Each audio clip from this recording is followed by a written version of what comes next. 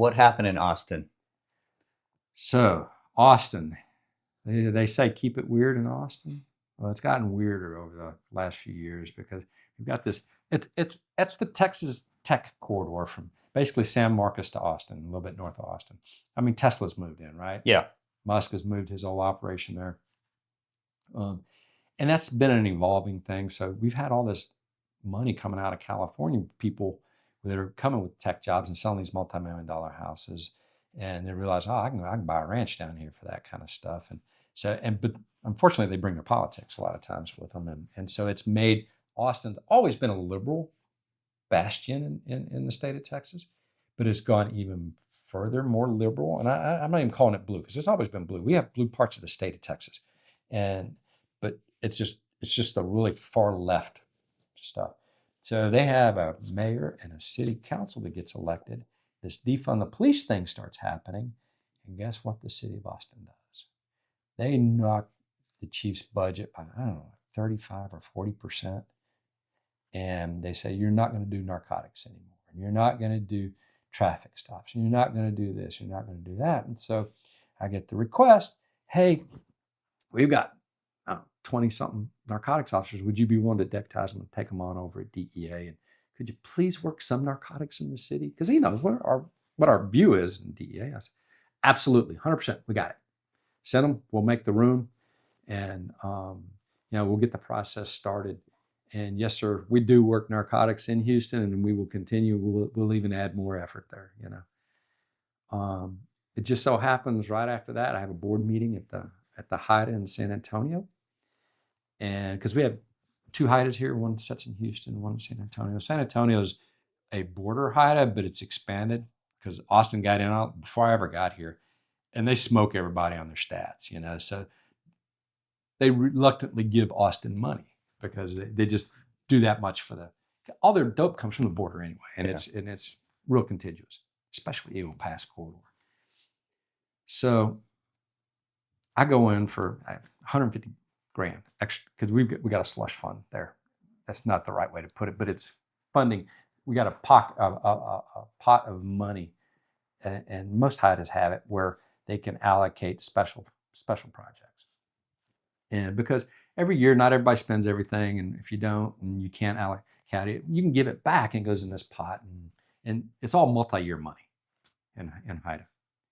So I go in for like $150. I want to buy some desks and do a little bit of work inside the office to create this space. And I sat there, and they put it on the agenda, and the director there is a retired DPS. I think he was a regional commander. He might have even been narcotics commander. Anyway, good guy. He said, "Oh yeah, that's a good thing. Yeah." I said, "Okay." So it comes around to my turn, and I speak. Hey, this is what it's about. This is what I'm doing. I got this request from the chief, and you would have thought that I shot the Pope.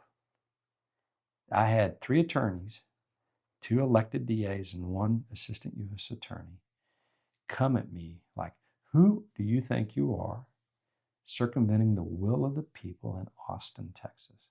Like, whoa, I'm not doing any of that. I've got a request for assistance from the chief of police, and that's what we do in DEA. When we get asked for help, we get it, And if you come to me, DA so-and-so or DA so-and-so, and you need help, we're going to give it to you. That's what he's doing. And man, they went off, and everybody just went. And I said, you know what? Because I'm watching around the table. Half of them were on Zoom. Half of them are sitting at the table.